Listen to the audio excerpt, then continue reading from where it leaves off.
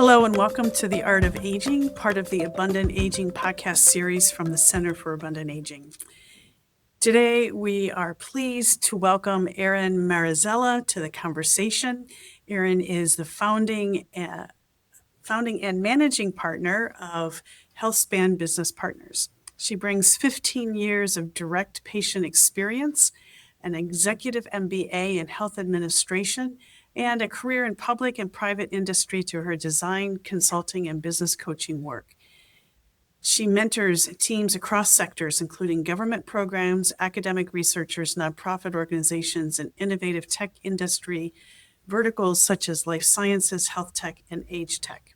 Erin's own design strategy, the age-friendly design thinking approach, combines a lens of age equality with rigorous system thinking standards to advance innovative solutions such as AI agents and predictive analytics with greater returns on investment and the right social impact downstream. Welcome, Erin.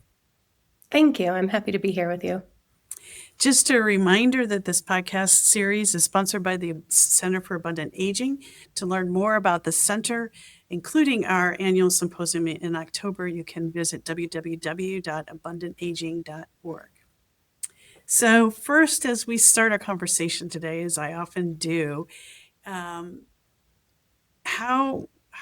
us a little bit about your journey into this aging space.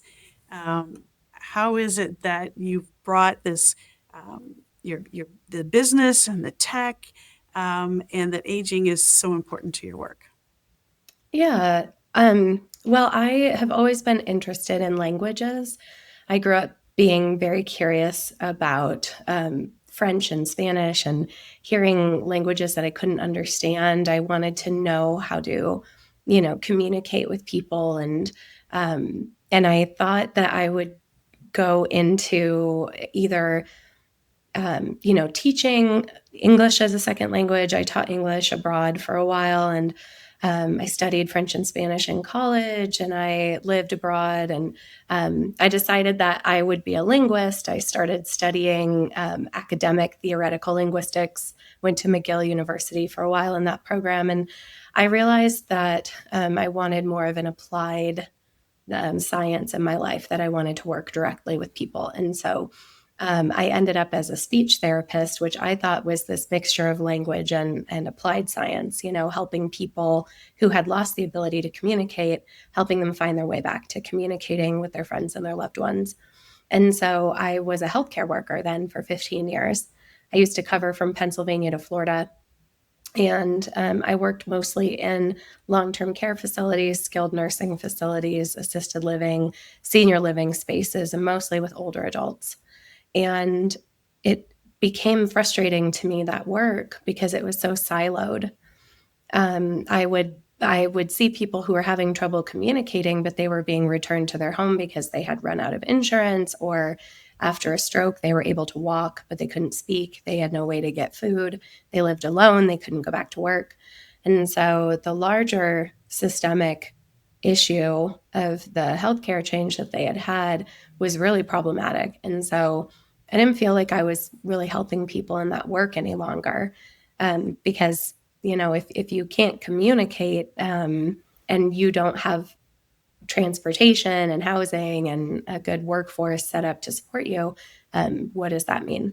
So I left the bedside in 2020. I went back to school for my MBA in health administration, and I ended up out of that program working in public-private partnerships with cities, states, and the federal government. So in that time, I connected with the tech ecosystem and smart cities.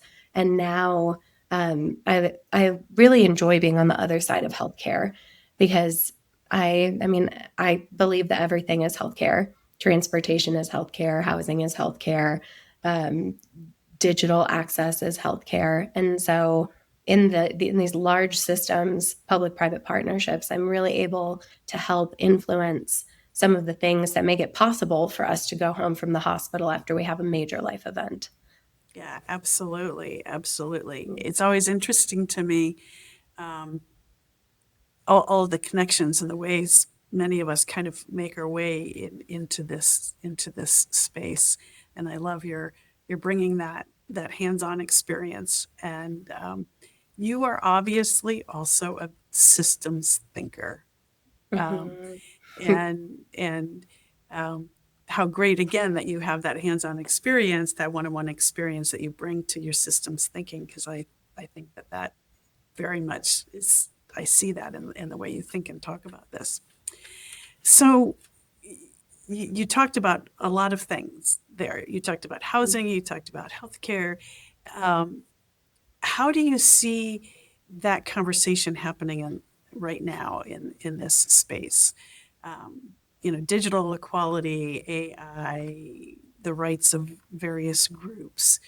How does that how do those intersections inform your thinking?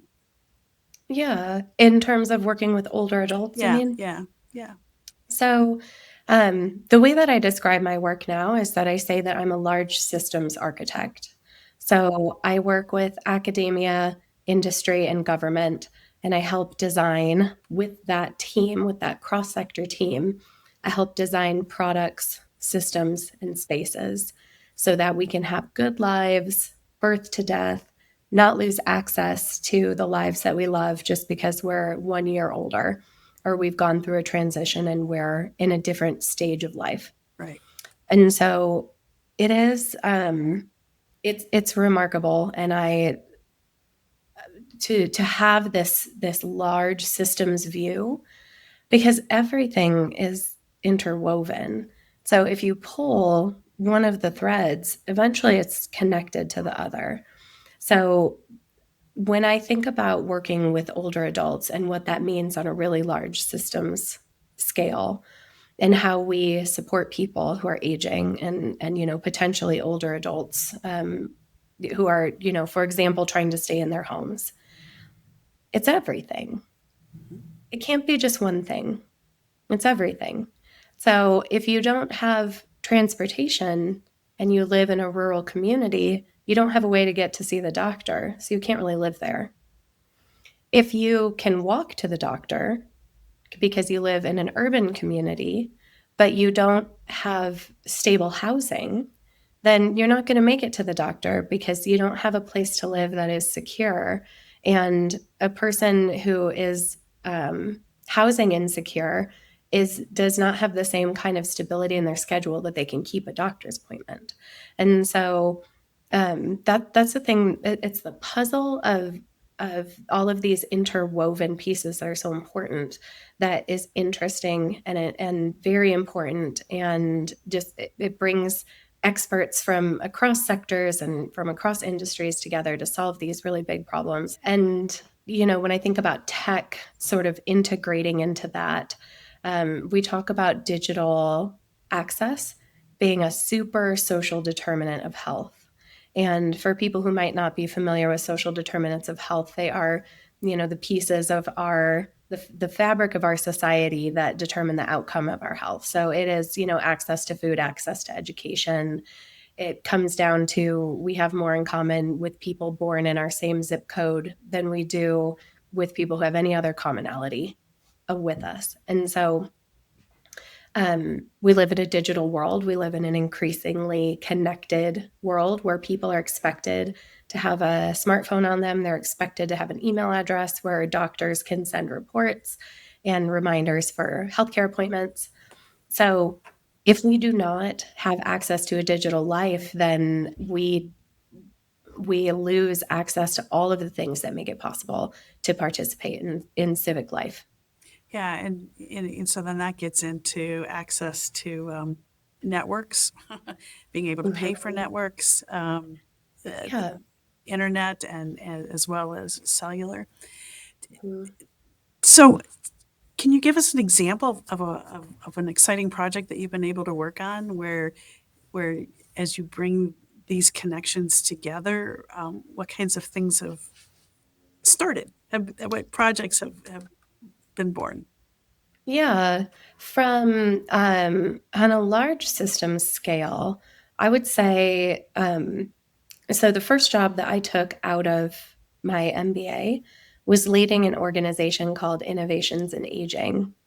And I worked very closely in that time with offices of innovation and with smart cities projects in Colorado and across the country, and honestly, even internationally.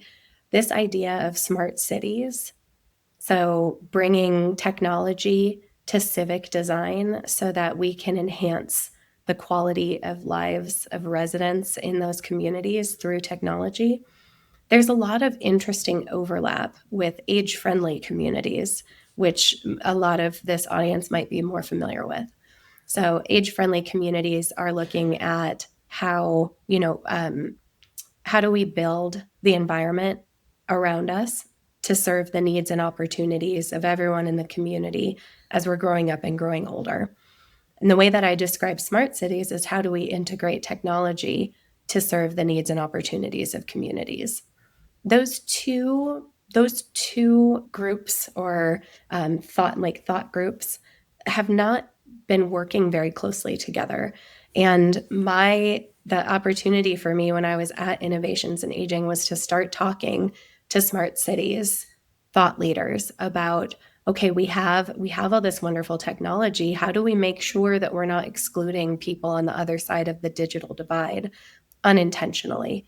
So I want to walk smart cities projects side by side with digital access to make sure that we're not leaving people behind. And I think, it takes a little bit of extra work, but it doesn't take that much more work to make sure that we're designing cities with technology that keeps people included instead of excluding them further.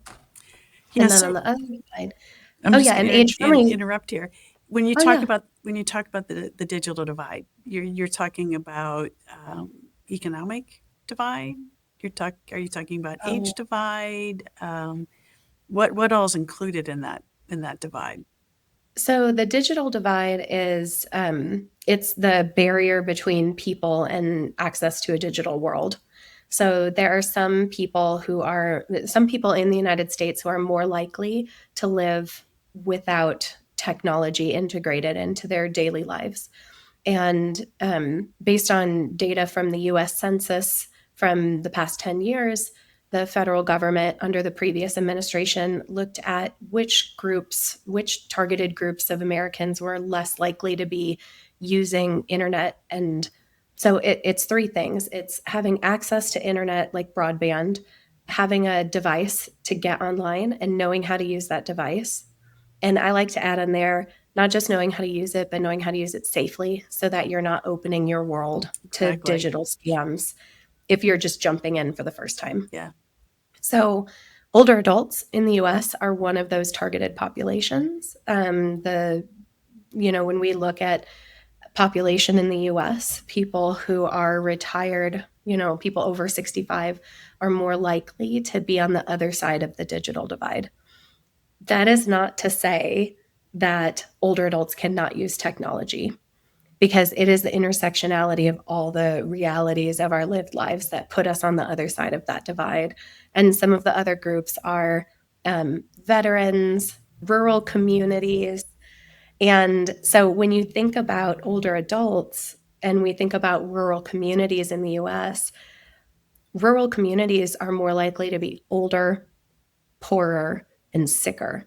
And so it's not just that you're an older adult that puts you on the other side of the digital divide. It's the likelihood that those other compounding identities also have, just you've lived a life where you have not needed technology. You haven't worked in a job where you've used it. You never set up your home with technology because you never needed it.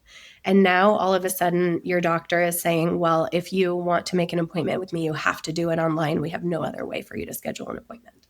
So all of a sudden, some of these communities are being dipped into a technical, a demanding technology to live their lives. And so working to make sure that as we adapt communities with technology, that we're bringing everyone along with us. That's what I think is important in this work. Yeah, absolutely. And I appreciate the way you talk about that and recognize you're not making blanket statements in stereotyping all older adults. And the reality is technology changes so Mhm. quickly. I have a hard time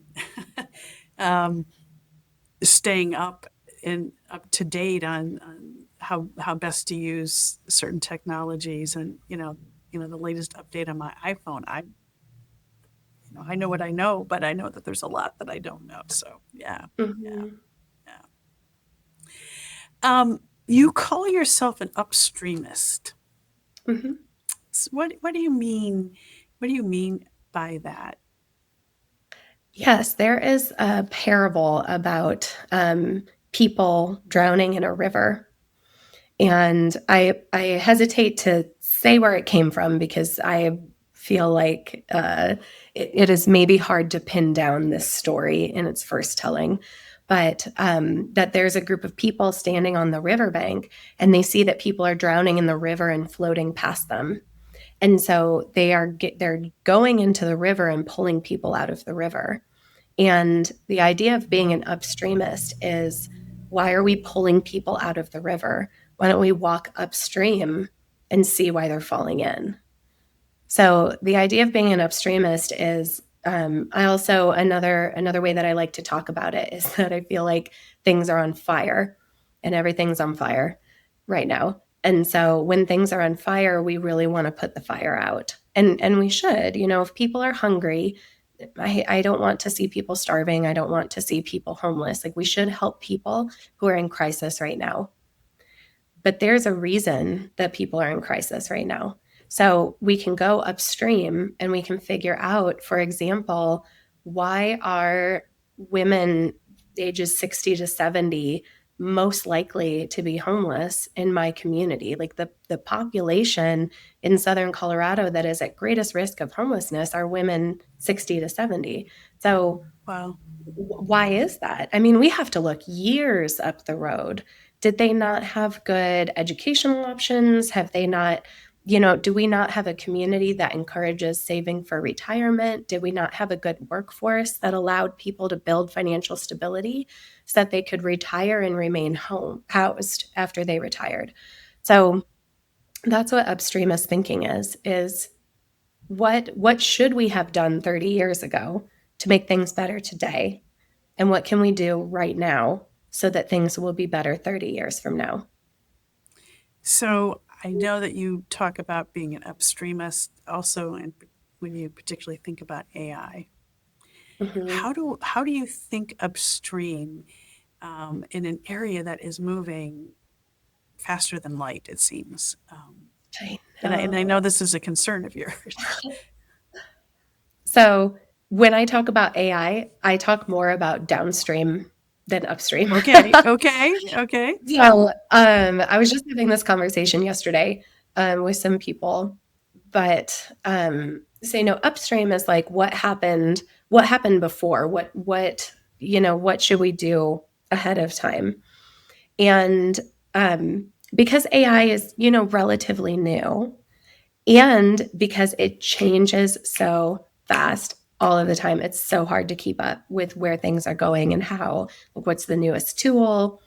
Um, Something that I think is an opportunity of the current moment with AI is to really think about what we do today and what the potential implications could be down the road.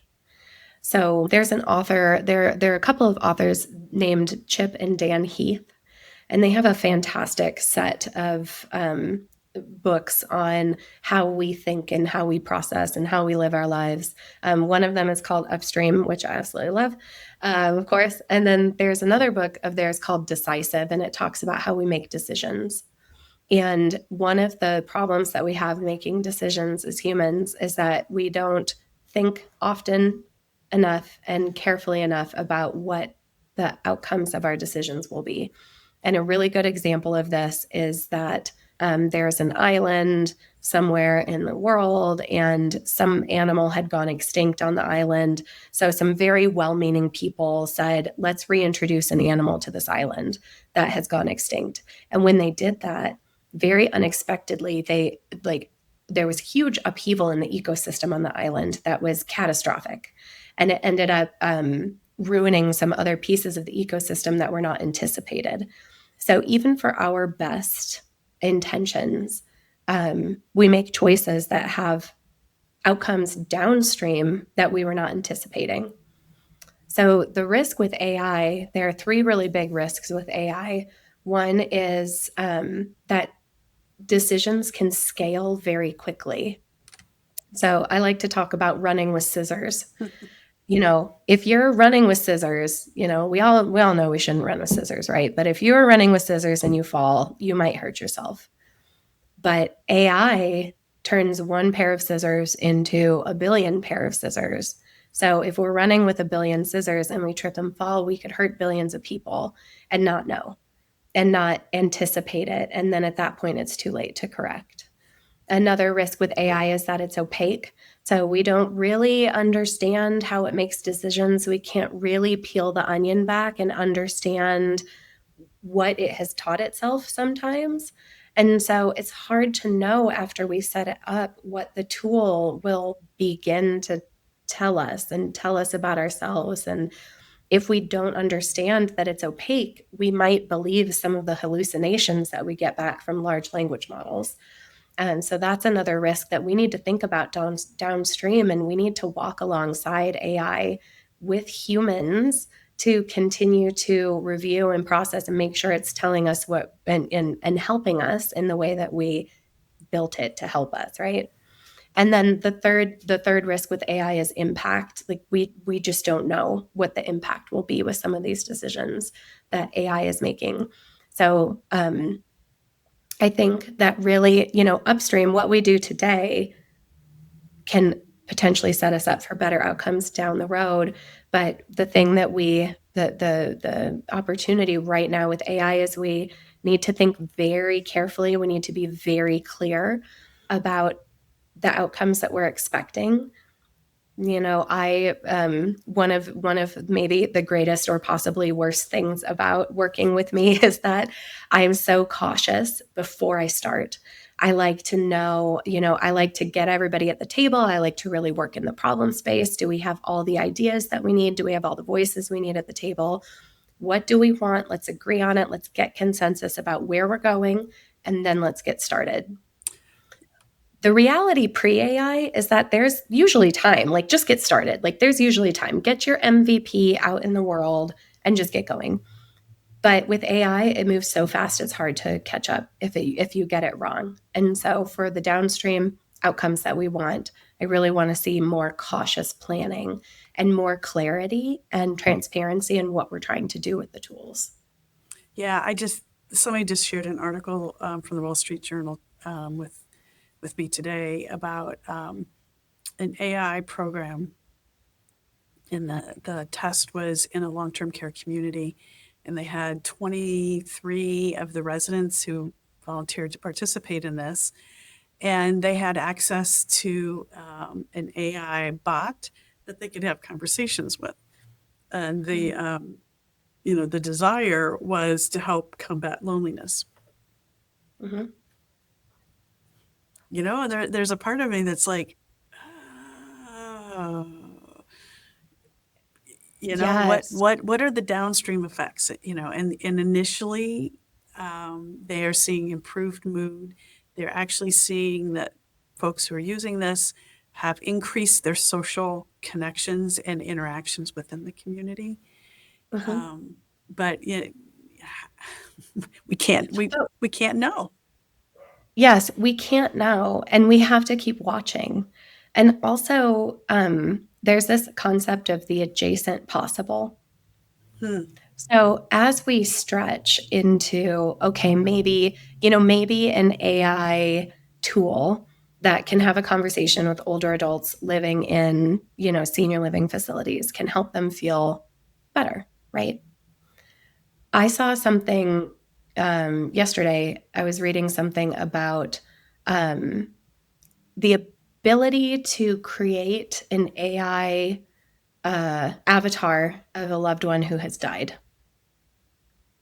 And that's kind of an adjacent possible, right? Is like you're talking to an AI that is, Siri or Alexa, and it's human-ish, but like it's very easy for us all to know, like, okay, well, it's human-ish, but it's not a person. Right. I have so many thoughts about avatars about loved ones who've passed away. Yeah, Like yeah. As it is it, as someone who is, I tend to center a lot of my work around the spiritual well-being of individuals and grief. mhm, Does that help grief? Does that prolong grief? Does that delay grief? What does mhm, that do in terms of our understanding that we are all mortal and we all are all going to pass away? mhm. But if we have this avatar, yeah, It feels very stuck to me. It yeah, feels very easy. It feels very avoidy of the reality of grief. exactly. And, so we just have to decide, what do we want our lives to be? Do we want our lives to be certain and filled with avatars so that we never have to lose anybody, we never have to grieve anything? And then as that AI avatar learns and grows and develops and makes new memories, what feel like memories to us, is that even that person? I mean, there's some serious ethical, philosophical, spiritual questions in there. And anybody who has had a good friend break up with someone they should not be with, and that person just texts them every 10 days just to keep them online, you know, I'm sure that we all know someone or have been that person where it's like, you just need to go no contact with this ex and not talk to them anymore, because you can't grow past that if you don't let it go. And that's one of the things that I think is kind of like the next step from talking to, AI avatars that make us feel less alone, like a nameless, faceless avatar. And those are the kinds of questions that we should ask about, where are we going to draw the line? Like, we don't have to draw a permanent line. We cannot, in our wildest imagination, anticipate where any of this could go. I mean, 10, 15 years ago, none of us would have believed that we would be here right now. Well, I mean, some of us would, because some of us designed it and created it. And, how exciting to create something new and helpful. Yeah, But also, AI is just a tool. There are many, many good things about AI. There are many, many good things about fire. There are many good things about scissors, but there are risks with fire and scissors and AI. And so we just need to think, and anticipate and understand ourselves and our communities and our culture, and where we absolutely will not go. yeah. One of the areas that drives me crazy with AI, kind of going back to um, your initial journey and talking about languages, is um, we really try to pay attention to the language that we use. And we know from research that there are some words in the English language that, when used in the general public, they just perpetuate negative stereotypes about aging in general. And so we're Mhm, trying to change that. Or, mhm, or within our own organization, we don't have facilities, we have communities. mhm, Um, and yet, in order to be seen and present online, we have to have the word facility in some of our text, so that when the average person who doesn't think about these things says, I'm looking for a skilled nursing facility for my mom, that we would actually come up on their search in that search engine. Um, how the interaction between the changes that we're making as humans as opposed to the changes that AI is making, and how to interrupt some of those, mhm. is such a challenge. They're, working cross sector, because I work, again, with academia, industry, and government. Those three sectors speak very differently. And I started in human communication, and then I felt like I was working in communication between businesses. And now I feel like I'm working in communication between these giant sectors that are, you know, sometimes looking at the same goal and wanting to get there, but doing it very differently on a different pace, using different words. And it's a lot of listening. I used to cover from Pennsylvania to Florida, and I worked in what some people called nursing homes.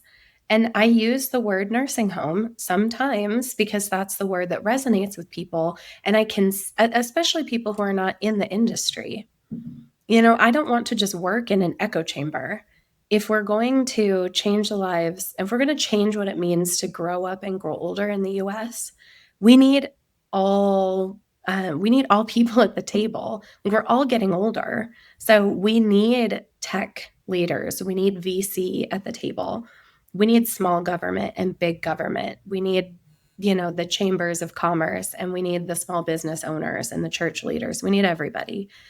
Those groups use different words. Yep. So sometimes I say nursing home, and I get a lot of backlash for that because it's not, in our community and people who are leading the fight against ageism and helping to change thoughts and minds and hearts about what it means to be an older adult in our country. It's not a very positive word. That's right. But I can't go in to communities and tell them the language to use. I go in and I listen, and then I, speak with them and walk alongside them. We're all on a journey of growing, right?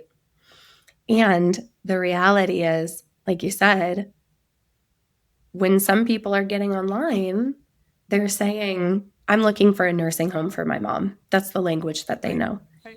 So we have to train. So, this is a great question. Like, how do we train AI models on what the current state is? Yeah. And at the same time, help it to what we want the future state to be. Right. Right. Because we're not all using AI the same either. We're not even close to being on the same page about what it is and how we can trust it, what's real, what's not real, that it's not, it's worse than Wikipedia. When I was in college and Wikipedia was kind of new, we would get, our hands slapped for referring to Wikipedia as if it's an academic journal when it's not. And a lot of people go to Wikipedia for information. And I mean, I go there, and also I know that, I know what it is. I use AI and I know what it is. And I would love for people to go and use it and start playing with it, practicing with it, become familiar with it, so that we know how to use it for what it is, because we should not be learning from AI. It is not telling us anything that we have not, this is not actually true. I like to say it's not telling us anything that we have not told it, but it is learning on its own, which is, a lot. Is that a part of the downstream concerns? Yes. Yes. Yeah. Yeah. I mean, it learns, it changes, it can teach itself. And so, but that's a whole different podcast. Yeah. But so I want to come back to one other term that you use that I found really fascinating, because I'm not in this world at all. Tell me, talk about reverse engineering in terms of aging. Yes.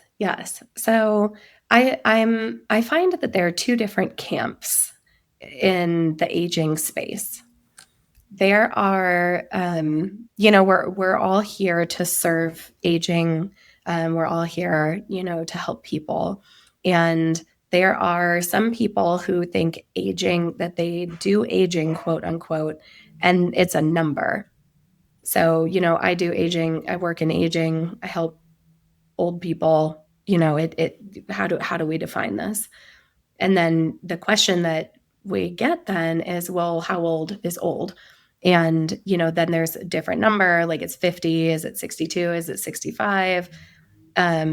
Sort of one of the things that people say is that it's always 2 years older than we are ourselves. So what does it mean to serve aging if we're talking about it as a number? The other camp is aging is birth to death. We are all aging from the moment that we come into this world. And that's the camp that I find myself in. Me too. So, yes. So aging, yes, I work in aging. It is literally all of us. It's birth to death. So for me, the question really is, what transitions are hard and how can we help support those transitions? culturally, we have, anticipated changes throughout our lives. We graduate from high school, we graduate from college, we get married, we have babies, so we have these things that we anticipate, and some of them we celebrate. We have huge parties for high school graduation. We don't celebrate, our kids moving out of the house or, downsizing and getting rid of all the objects that we don't need. Why don't we have giant parties for that? It feels amazing to get rid of stuff. And we do have retirement parties, but not like the anticipation and joy that we typically infuse into high school graduation. And I worked for a very short period of time in pediatrics. And during that time, I worked in transitional care with kids on the autism spectrum and helping them transition from junior high to high school. It's huge. From high school to what comes next, it's huge. And we're not great culturally at helping kiddos and families transition from being a child with special needs to being a young adult with special needs. And it was in that time that I came to understand, like, that's one of the things that I think is very special about working with people who are older than us, because culturally we don't support those transitions well. And so I want to see better systems, better celebrations, better cultural respect and joy and anticipation for every age and stage. Because the reality is that there are good things and there are bad things of every stage of life. There are some of us who feel it more acutely depending on the other identities that we carry with us throughout our lives. But research on happiness shows that around the world, regardless of culture, religion, economic status, women in their 80s are the happiest people on the whole planet. And I'm a pretty happy lady. And I'm like, oh boy, we got nothing but sunshine coming for me down the road, right? So when I think about reverse engineering, so, setting that up, very long answer to your question. So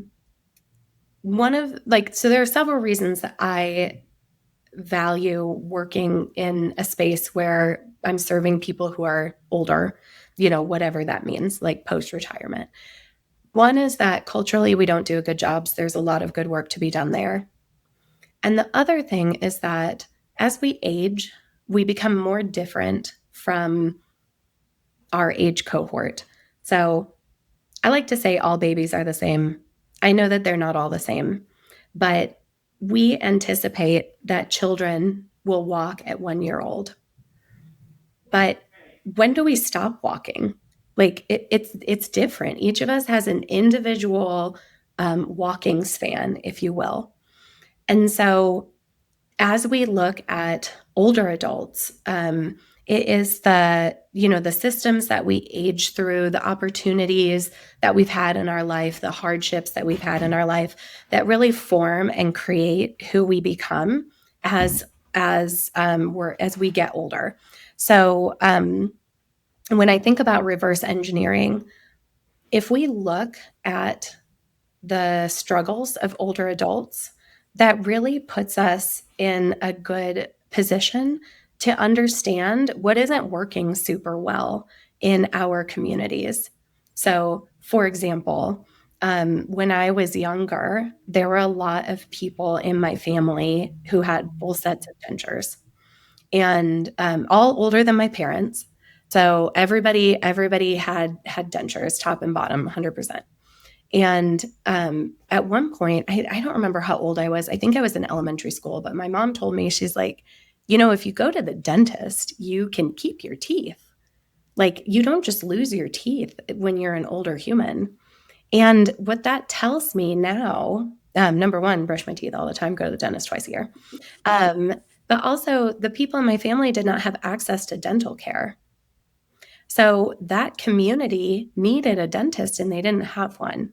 So if we look at communities where older adults are less likely to be housed, where older adults are struggling without transportation, where older adults don't have health care that they need, we can reverse engineer our communities to set people up for good success, to grow up and grow older well in those communities. Yeah, yeah, and that's such a great example, and one of many examples of the changes that we've made over the course of the past century that Mhm. many of us now experience the benefit of living another 20, 30 years longer than other generations of our family. Yeah. Yeah, yeah. Well, we will have many other conversations, Erin, but I think I need to bring this one to a close here for the podcast. Yeah. So, as you know, I'm going to ask you 3 questions, but before I do, how can people find you if they're interested in learning more about your work and your company? Yeah, my website for my company, Healthspan Business Partners, it's www.healthspanbp.com. And you can also find me on LinkedIn, where you can connect to that work and the work that I do in age friendly design thinking. Great, great. Mhm, Okay, first question. mhm. When you think about how you've aged, what do you think has changed about you or grown with you that you really like about yourself? Yeah. When I think about how I've aged, I grew up in a very age positive family, I and I love that didn't, term. I've heard you yeah. use it before. Age positive families. Yes. Go ahead. Yes. Sorry. Yeah, and I just it like it wasn't something that we talked about. It was not um like blatant, but it was just kind of infused in everything. And I don't know if it's because I have a large family. Both of my mom's parents came from families of like 15 kids, and both of my parents have hundreds of cousins. And the nature of those large families is that generations are just interwoven. And I don't even know it. Like, I just call everybody my cousin, like the whole town. I'm like, I'm pretty sure we're related somehow, right? So, like, we're all cousins. And at family celebrations and when people are together, we're all doing the same thing together. And we all value, each other's contribution to what we create as a family. And so, I as I've gotten older, like, I have no, maybe for better or for worse, expectation for what I should or should not be doing depending on how old I am. Cultural there's some cultural backlash for that, especially for women sometimes, but I just, the sky has always been the limit, and I am very grateful for that lens that I received from my family, and I hope to be able to pass that along to some other people. Excellent. Excellent. So, question number 2. What has surprised you most about you as you've aged? What people perceive Hmm. of me based on their perception of how old I am, because it was not something, it wasn't something that I was necessarily used to growing up. So I try to be more conscious of that when I show up and just understand what, people's bias might be as I come into the space, that I can work better and sort of work around what those limitations might be for the team. Last question. Is there someone that you've met or been in your life that's been a good example for you about what it means to age abundantly? Yes, yes. So my grandfather, Other, I call him the OG pro-aging advocate. And he was born in Arkansas. He grew up in, hand-built cabins without electricity. And when he passed away, he was farming on Farmville on Facebook on his iPhone. So he went through a big technology change throughout his life. And he was someone who learned new things, was interested in doing and learning and growing throughout his life. And um, although, kind of culturally, we had very different experiences, and um, we had different beliefs about a lot of things in our lives.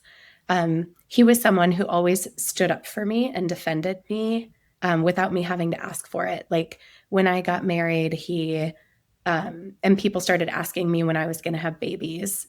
he would be the first person to stand up for me and be like, you leave her alone. She's going to do what she wants and when she wants to do it. And I loved it. And he used to always say, you know, I'm so glad that I had another birthday. It's better than the alternative. And one thing that he used to do for me all the time that I think is hilarious and I enjoy doing for my niece and nephew now is he would walk into a building in front of me and hold the door open for me and let me go first. And as he held the door open, he would say, "Age before beauty," and let me walk in front of him. And he may or may have not been more beautiful than I am, but he was definitely older than me, and I always thought that it was a joke. And so, like, I like how he just made fun of these weird expectations of how we show up in the world. And it just was something he carried naturally in himself. I don't know where he got that from, but I like to pay it forward. That's a great story, and I may also start doing that myself. Yeah. Yeah, age before beauty. It's great for kids. Well, thank you, Erin, and thank you to our listeners for listening to this episode of The Art of Aging, part of the Abundant Aging podcast series from the Center for Abundant Aging.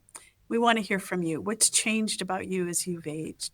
What has surprised you most? And how do you define abundant aging? And who is your abundant aging hero or your abundant aging influencer?